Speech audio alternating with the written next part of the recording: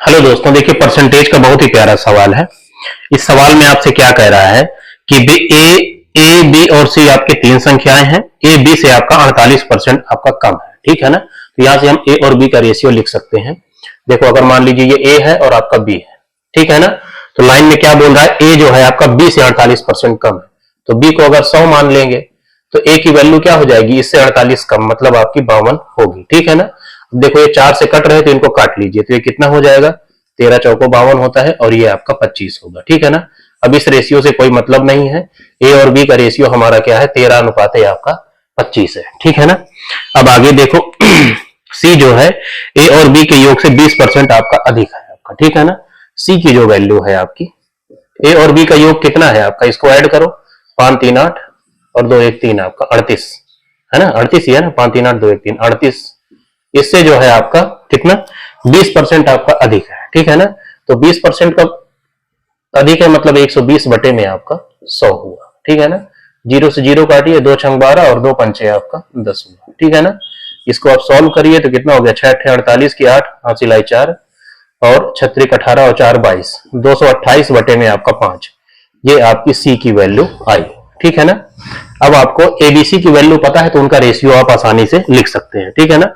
ABC का ratio मैं यहां लिख दे रहा हूं, ए बी और सी आपका, ठीक है ना। ए की वैल्यू आपकी 13 है, बी की वैल्यू आपकी 25 है और सी की वैल्यू है आपकी 228 बटे में आपका 5, ठीक है ना। अब ये नीचे वाले 5 को हटाने के लिए आप क्या करिए, पूरे रेशियो को आप 5 से गुणा कर दीजिए, ठीक है ना। 5 से गुणा कर दीजिए तो नीचे वाला 5 आपका हट जाएगा, तो कैलकुलेशन में आपको आसानी होगी, ठीक है ना। तो ये कितना हो जाएगा, 13 पचे 65, 25 पंचे आपका 125 और ये कितना हो जाएगा, 5 से 5 कट जाएगा, 228 ही आपका बचेगा, ठीक है ना। अब सवाल में आगे आपसे क्या कह रहा है कि बी जो है सी से कितने प्रतिशत आपका कम है आपका, ठीक है ना। बी जो है सी से कितने प्रतिशत कम है आपका, तो सी तो आपका 228 है और बी जो है आपका 125 है, तो कितना कम है, माइनस करके देख लीजिए आप साइड में।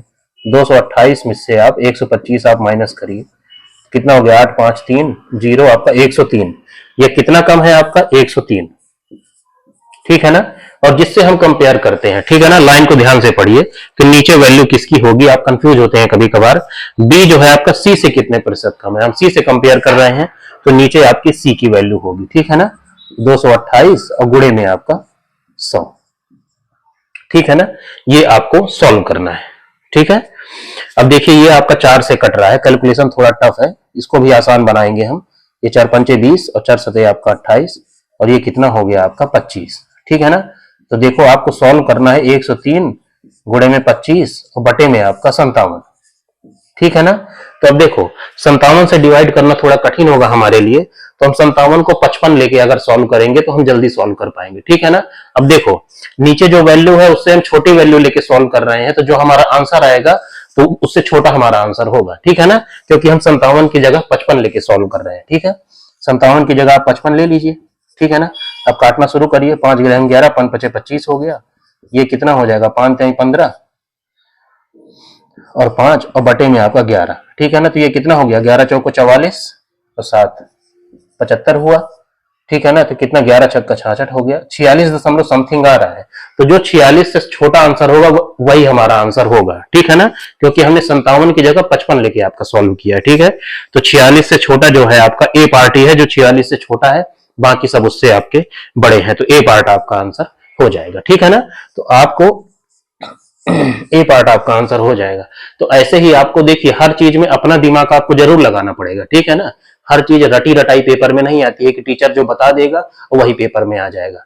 अपना दिमाग आपको लगाना पड़ेगा, कैलकुलेशन अच्छा रखना पड़ेगा, आपको टेबल और पहाड़े स्क्वायर क्यूब ये सब आपको याद होंगे, तभी आप जल्दी कर पाएंगे, ठीक है। जय हिंद।